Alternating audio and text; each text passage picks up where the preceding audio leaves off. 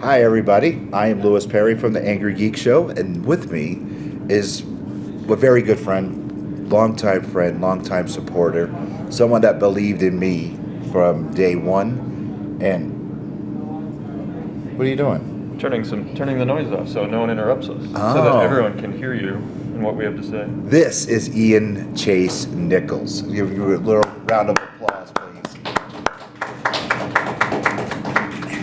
Ian, you self-publisher, you create comics. How did it all start? How did you start doing it? How hard is it? And let us know. Yeah, I mean, I'm sure. How many people here want to make comics? I want to be in a comic. We've been talking about that for a while. Yeah, we got to make that happen. Okay, so at least for me, and I don't know if this is true for you guys, I was obsessed with comic books. Like, it was the thing that I found most engaging. I liked it. To this day, I like if I have to choose between a bad comic and a bad television show, I'll take a bad comic every day of the week. I prefer good comics, but you never know what you're going to get sometimes. And I just started doodling them when I was a little kid. You make your own. You know, you get inspired to tell stories with either your own characters or characters that you like, and you just stick to it no matter what. There's like a drive. I mean, certain creators call it almost like a calling. You know, whether it's like something you don't even have a choice to do. You have to do it to breathe, to exist, to be happy, and it's just something that you're passionate about. And along the way, people are supportive, and some people tell you you can't do it or you won't do it, and you do it anyway because you can't not do it. And I had a professor in college who had one saying on the first day of class, and he was referring to writers because it was a writing class, and he said, the only difference between a writer and everyone else is that a writer writes. And I firmly believe that that's true for many things, and comics are one of them. And if you want to make comics, you make comics. Like, you learn what you can, you ask questions, you befriend other artists. In every community in this country, as you know, Louis, there are local artists, there are people making stuff. You've traveled to shows all over the place, and there are supremely talented people that just are churning out really wonderful stuff. And now is such a great time to do it because you have direct access with crowdfunding campaigns, and you can still do it the old-fashioned way, where if you go bigger, you know, you can work with the distributors, you can go directly to your local comic shop. The first comic book I was ever published in was a store that published their own comic books, and I was just inking backgrounds. Like, my drawings were terrible, like anyone else that's just starting out. But you can be trained to do certain things. You can learn skills. A lot of these things are learned skills. Anyone who can hold a pencil can learn how to letter. Like, that's one of the first skills. If you've never done any sort of comics at all, and you have a friend that's good at drawing and you want to work on comics, I would say start with, you know, ruling panel borders and doing lettering by hand or doing it digitally. Like, that's a good gateway to start learning about how pages work, how storytelling works, and that's always where the door opens. Nobody gives you that cover job the first day on the scene. So when doing layouts, now you talked about drawing your storyboard out. Yeah. First you get your script, and then you do your layouts. How is the process for those here in attendance? How is the process? Okay, you got your script, and the writer's telling you, okay, you're going to do this. Character A is going to do this. Character B is going to do this. But in the background, I want this. And now you have a panel. It's not a splash page. It's just a regular 6-panel comic. How do you gauge and fit all this in that little panel? Well, I mean, that's something you learn over time, and you see with writers starting out and artists starting out, something that always happens is there is too much going on in one panel. You've got to break it up. You can only have, usually without using or, you know, fudging it, as I'll call it, things like a strobe effect, where I don't know if you've ever seen a panel where you see the same figure like in the Flash in different points of action and they move. That's called a strobe effect, and that's when you see them doing things, and that's a way you can get multiple actions in a panel. You can do montage shots, but it's very hard to keep the clarity and the flow that way, and that's why if you have the opportunity to break it up, I would recommend it. And I know that there's a great book that's a wonderful resource. It's by Will Eisner, one of the greatest illustrators ever to Creator do of the comics. Spirit. Yep, Creator of the Spirit. He did A Contract with God. He really was like one of the pioneers of doing serious graphic novels in the 70s and 80s, all the way up until his passing. And he has a book called Graphic Storytelling and Visual Narrative, and that is a book that every cartoonist that I know has on the shelf. We all have like a shelf of not necessarily how-to books, but resources for anatomy, perspective, like all these tools of drawing, because when you're doing comics, you can't just be good at drawing one thing. You have to learn how to draw everything. That's one of the reasons it takes so long to get good at it, with the exception of the people who are like the uber-talented, gifted folk, and we don't like them. We don't befriend them, we don't talk to them. That's untrue. It's not true. Let's go to the flip side. What commissions and you? What's the weirdest commission that you ever had to do? Oh, commissions? Yeah. Well, after you make your comic, or if you're starting to make your comic and you get to a convention, people do this amazing thing. They will give you money to draw things, and it's pretty cool. Like my parents still don't believe that happens. I'm living proof. Yeah. I'm living proof. That Lobo, Ian did this beautiful Lobo piece for me. Still right up on the geek layer. Crowdfunding, yay, nay, or what is the difficulties of it? I mean, there's a lot of challenges involved, but I've contributed to crowdfunding in many years prior, but this past year I did the whole soup to nuts process with a book called IRONFACE, and I learned more about it than ever, just doing it, and that it is really a viable place to get the funds to produce your own comic. Like, I'm not independently wealthy. I can't just go and pay for a $1,000 print run, but printing too has gotten cheaper, and print minimums, when you go to your printer, they will set the minimum number of copies you can buy. You can buy as few as 25 copies now, and one of the ways that you can get them out there is if you can raise, let's say they're about $2 or $3 a piece, depending on how many pages you got. If you can raise $125 to cover the shipping, then you have your first printed comic. I mean, you've got to write it, you've got to draw it, you've got to do all the legwork beforehand. But I mean, printed comics are viable now, and digital comics are more and more popular. And you'll find that they're not competing with one another. That's a myth, in my opinion, and in the opinion of many people who know much more about it than I do. That you can reach out to new people. I mean, I don't know if you just saw, but what was it? The big digital comic company that teamed up with DC. It's not Comixology. It's the other one. It's the other one. Yeah.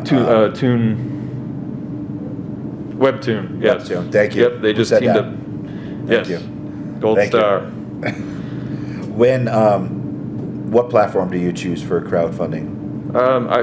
I've only had experience myself with Kickstarter. I've contributed to a couple that have used both Kickstarter and GoFundMe, but it's my understanding that as far as the back end goes, they're very similar function-wise. You set up a number of things. You can actually I've backed one recently that was terrific, called The Scarlet Twilight, and it was just the comic. Like, so many of these ones get so big where they have signed comics, original art, t-shirts, buttons. Like, they set up a whole mini industry of their character in just the Kickstarter for the book. And sometimes it's necessary to raise all the extra money because, whether it was wrestling or I don't know if you know plenty of musicians, they sometimes made more money selling t-shirts than their records. Mm-hmm. So, you got to find a way to fill out and make enough money to produce what you want to do. Now, do you prefer, I think I know the answer before our audience, do you prefer writing over drawing? I don't know if I'm an egomaniac, but I like doing the whole thing. You like doing, including editing? I actually like editorial insight, so I will have a friend look at my script before I go into it, and I will have someone look at the lettered pages. I like to collaborate with my friends because they have spent more time training and specializing in things that I haven't. So I look at even people that, you're the same age, you got into it at the same time, they become more specialized in different disciplines of making comic books, whether it is writing or scripting or, I have one friend who just designs really kick-ass sound effect fonts, and they look beautiful. And I will just call him up and be like, "Hey Jeff, I've got this really cool sound effect. It's just Kerthrak. What can you do for me?" And he'll just send me this beautiful, like, I'll tell him how big the panel is and send him like the layout, and it just comes back beautifully. And we'll do trades. You know, it's not all about raising money. Like you help each other out. You're gonna find that people are wanting to do it like you are, making comic books no matter what from the ground up, and you're gonna want to help each other. I mean, at least the good folks. Comic supplies. Yes. Paper's expensive. Paper can be. Is there a specific type of paper that you like to use or recommend to use for any up-and-coming comic artists? I personally, there's so many, as you know, there's tons of expensive supplies out there, but I actually use pretty cheap stuff in comparison. I use black ink. I'll use brushes and dip pens. Yeah, you can see from drawing all day just on my hands. And I use number 2 pencil lead and a mechanical pencil, 0.5.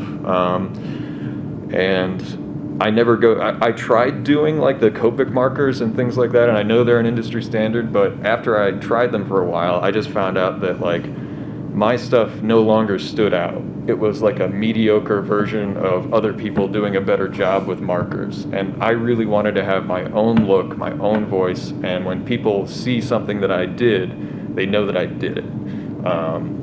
I didn't want it to be homogenized with all the other, and people do far better work with markers than I ever did. So if you're skilled with it and you have your unique voice with the markers, go for it. And there are a couple other tools that are like old school tools that I use. One is called a Lightbox, and that's where you can take either a grid or a thumbnail drawing and you can put it on top of it and put a clean piece of paper or Bristol board, and that's what I use for all my pages, is like a smooth Bristol. And you can get it, I get it at Ocean State Job Lot, I get it at Blick, I get it anywhere, and it's about $12 a pad. It's 11 by 17. And you can shine the light through it with this light table, and the table that I have cost me $45. And you can order them online. It's called a Light Up, and it's got a USB cord. It goes right into either a battery pack, and I can use it at the table on the go, or it goes into the wall or your computer. And they actually, I think they used to use them for like mobile x-rays. Like I think that was the initial LCD screen thing that they came up with. Yeah, there was a famous artist, I'm not going to say his name, you guys might know who it is, yeah, I think you do, maybe, who uses a light box because he doesn't believe in erasing. He says don't erase, trace.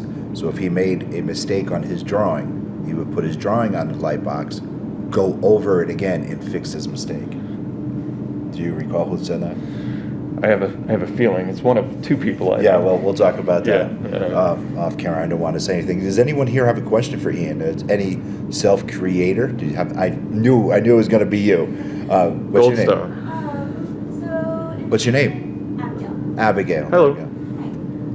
So in terms of like working with digital art, is there Yes. a program that you like to use or that you recommend? I am kind of a dinosaur with some of that stuff. I still just use the Adobe Creative Cloud. There are some wonderful tools in Clip Studio that used to be called Manga Studio, but they changed the names, and they have like all these pre-done grids. You'll find that when you're doing perspective drawings or any comic that has to do with being in a city, you're going to end up spending hours of your day drawing buildings. And buildings are just massive grids with cutouts in them. And Clip Studio has these pre-done grids that if you have 1 point, 2 point, 3 point perspective, that you can just move the vanishing points around and customize it, and it does all your structure for you. And it does it in seconds. My buddy Nate Lovett uses it all the time, and he keeps trying to get me to switch, but I don't know. I'm stuck in my ways, I guess. When creating something, there's always the fear of copyright or trademark. Yes. How do you take care of that right away? Well, that's one of the many things that you have to do that isn't the fun part, which is the drawing. You have to, there are online resources. Just start with a Google search. Like take your character name, throw it in Google. If nothing comes up, that doesn't mean you're in the clear. That just means there isn't something that has already been set up for a high Google search. Then there are online trademark and copyright databases that you can search for free, and those are ways that you can really just start to poke around, and then search on social media, because those don't always show up on Google, and you can search on, just do some looking, and if you know someone who's like your local comic encyclopedia person, because you got one, we all got one, don't we? You can text them or call them and just ask for help, because that is a concern, because you don't want to get too far down the road and then have to change directions and have to rename things or redesign things and redo pages, because cease and desists are real. Mm-hmm. Now, deadlines, they are a big deal. Sure. When you're working on a self-publishing book, should deadlines matter? I believe they do, and I set them for myself. When I started out, I was working full-time day job. I didn't come into comics right away, so I would be working, a 9-hour day. I first started out in a print shop right out of college. I was the lead designer and print technician there for 5 years, and I was doing comics at night, and I was doing them on the weekends, on holidays. Any free moment, I was working on my books, and then I was a creative director at a publishing house in Boston for a while. So I'd go in my suit and tie, and then I would come home and get covered in ink at night, working all through the night. It was only a few years ago that I got to go full time into comics. It takes a long time, because it's hard to find one job that pays enough to pay the bills, but usually in comics you have to find a lot of jobs. You have to find different editors that like your work, different publishers, and if you're self-publishing, like, you have to put the time in. You become an entire company on your own. You can start small with like the 25 copies or doing a digital thing, and that's what I recommend everyone does. But as you grow and you want that to become more of a business, you then have to take on like booking your flights to places, or handling your taxes, because when you sell things, there's sales tax involved, and when you sell things in different states, there's different sales tax for different states. There's all kinds of things that go into it, and if you have friends or family members that run their own business or small business people, they'd be a great resource to ask questions, because they have to deal with that every day. Breakdowns. Okay. How do you go about it? And what is a breakdown for those who don't know? A breakdown is when you're starting to really figure out the pace of your story. You've got an idea. You've decided what the beginning, middle, and end is. I always recommend people do an outline or a plot first, so that you know where everything's going. You've got to get from A to B to C to D to E. And to get all the way there, you're going to figure out, it starts to build itself. If you figure out this, and then this happens, and then this, and then this happens, and everything is a result of a prior action, not necessarily in the current, main character's perspective. There can be different storylines going on at once. Sometimes Palpatine's talking to Vader and Luke doesn't know about it. There's all kinds of things. But I go from outline and plot with a little bit of dialogue, because they just come to mind, so I write it down. And then I start thumbnailing, actually. I start going into those layouts that you talk about. And those are really loose drawings with the panels drawn out. I do them the same size as the comic. And what that tells me, it informs me how much space I got, and how much space for lettering, and how much space for the sound effects and everything else. And I will do the whole book like that, with the dialogue. And if I'm ever working with anyone else to either letter or do anything else, at that point I write a complete full script, and I'll describe all the actions in the panels. And as an artist that also writes with some graphic design, you can figure out the spacing. You're never going to have one of those balloons that's wedged up in the corner, or that the tail is stretched all the way across the page. And those are things that I made those mistakes early on. I absolutely did. I would have, or if you didn't pace it out right, at the beginning of your comic, you'll have 3 or 4 panels on a page, a splash page. You're doing these big things. And then by the time you get to your 18, 19, 20 at the end of your book, each page has 8 or 9 panels, because you got to get through this story at the end. Explain a splash page for our audience. A splash page is where a single image fills the entire space. And traditionally it was reserved for the title page, mm-hmm. but then it became something else, to where the highest moment of impact became a splash page. And the one that is usually used as an example, the famous one, is where Spider-Man is trapped under some rocks, and each page, the panel gets bigger and bigger as he's lifting these rocks, and then the last one, he's just throwing it up, and it's just considered this classic moment of where the storytelling and the page mechanics heightened the action and it heightened the drama that went into this moment. And those are complex thoughts and skills, and it takes time to learn that stuff. Now, do you prefer inking your own pencils? I do, because I get a chance, the more of your own stuff to do, and I guess it's not ego, it's insecurity. Now that we've broken this down, we're really getting into it. I get to redo it again. Like, I get to draw it once with the thumbnail, look at it, see what I think is wrong at that point, draw the layout on the big board, then I get to pencil it, tighten it up, make some changes, then I get to redo it again when I ink it, so I get to add all these revisions. And when I've collaborated with other people, they see what I drew was wrong, but they didn't know how I wanted to fix it because I didn't inform them. And as a young penciler, you're giving them the information to finish it, to do it.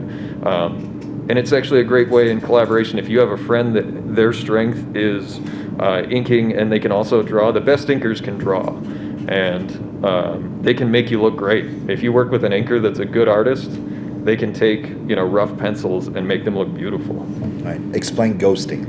Ghosting. Okay. Ghosting is when you go in and you draw a page either mimicking someone else's style, uncredited, or you're doing like layouts and helping someone else out. Like, that's a way we help each other out in the industry sometimes, is going in, and if you have a deadline of 8 pages in 6 days, it's real tough.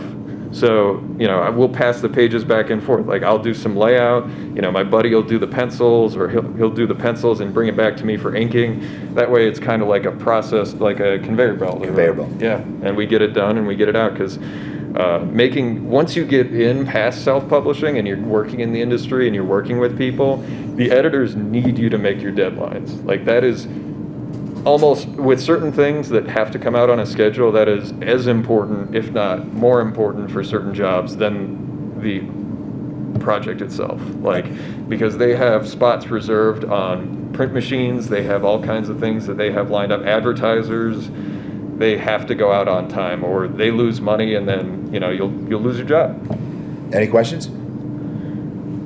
Yeah, going from just drawing right up to the point of getting it printed, did you have to learn a lot of technical things to learn how to translate it from what you drew and get it actually printed into a book? Yes.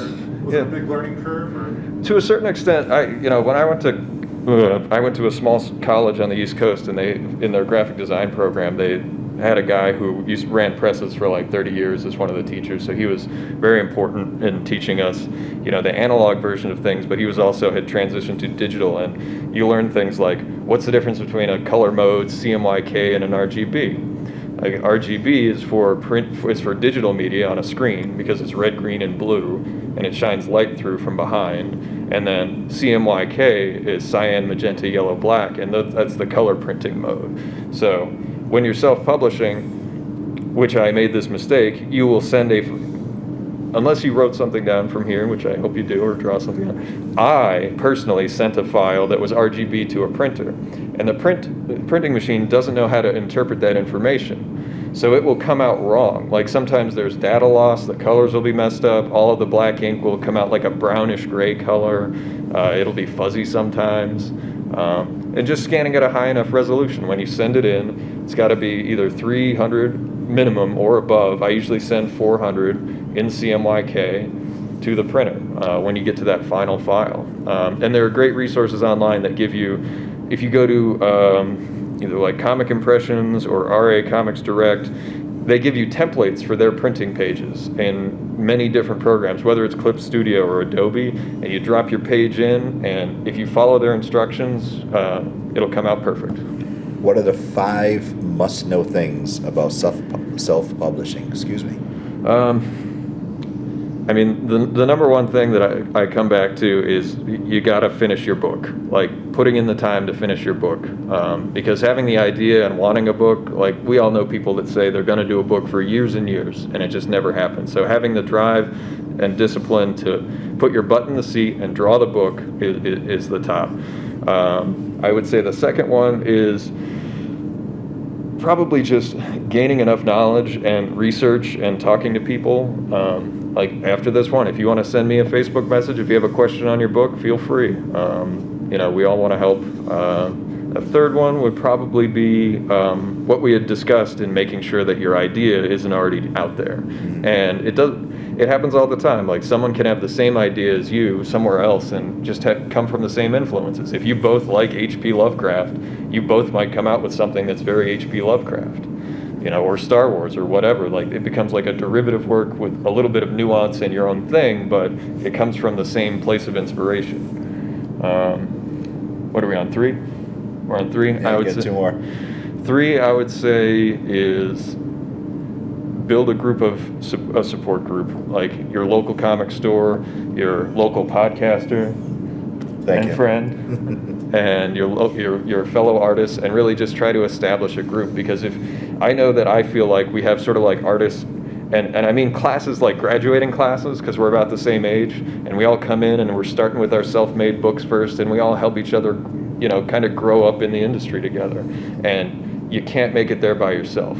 Like you can sit at home and spend your life trying to make the perfect image, and if you never get it out there and no one ever sees it, it doesn't matter, and it's not going to help you.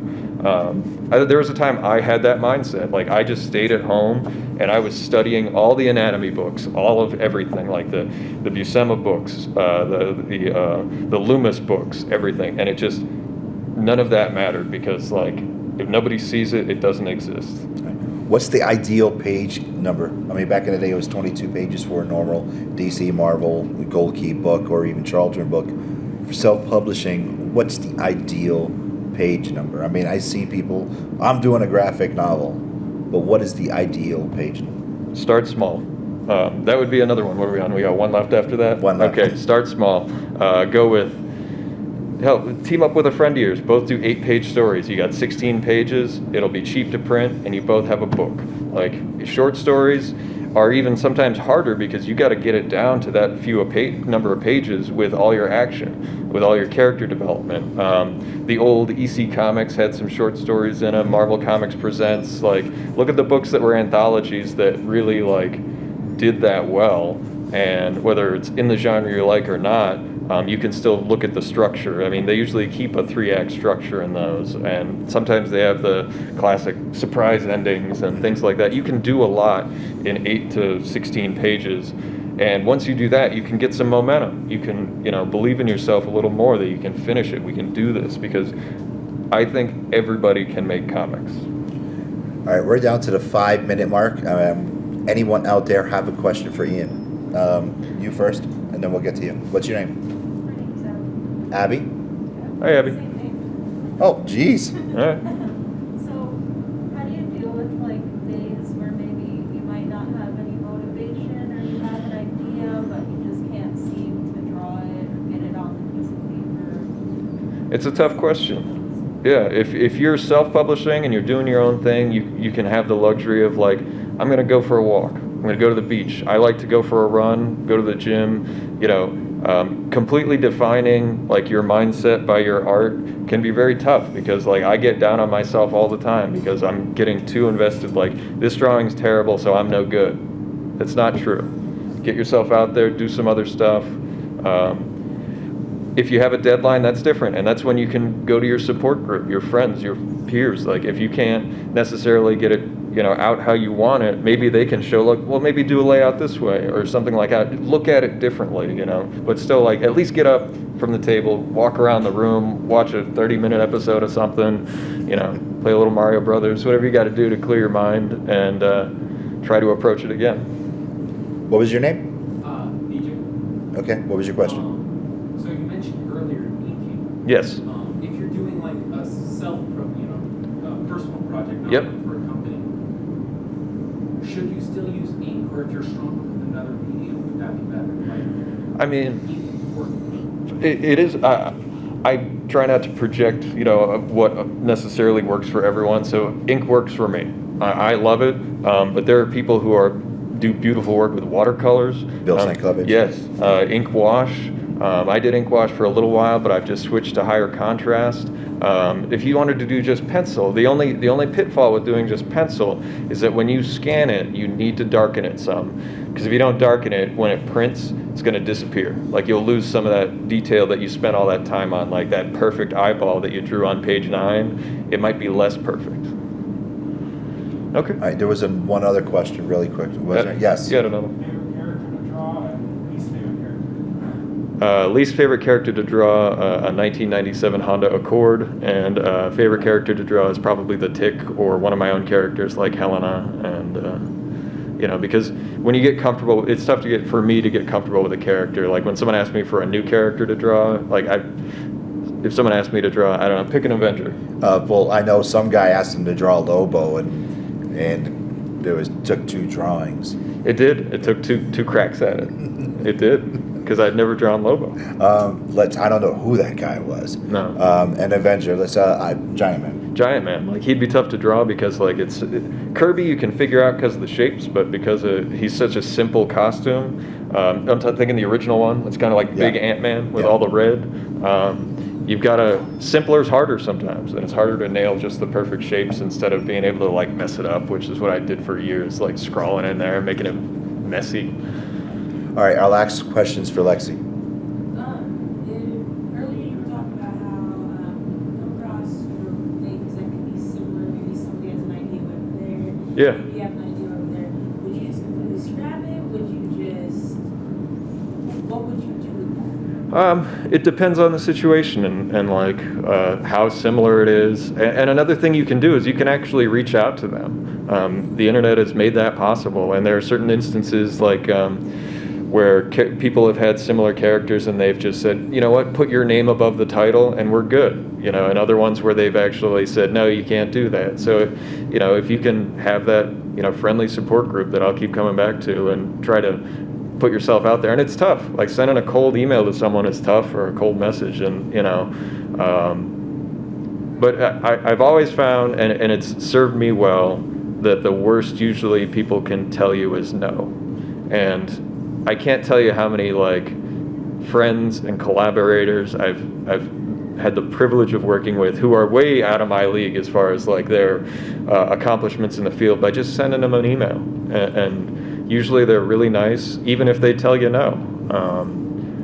It's a really wonderful medium, and there are great people in the industry. There are some jerks, I'm not going to lie, but I'm not going to dwell on those.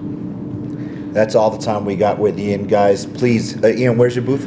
AA 65, I believe. It's right across from where they have Lucy Pole now, I think. There you go.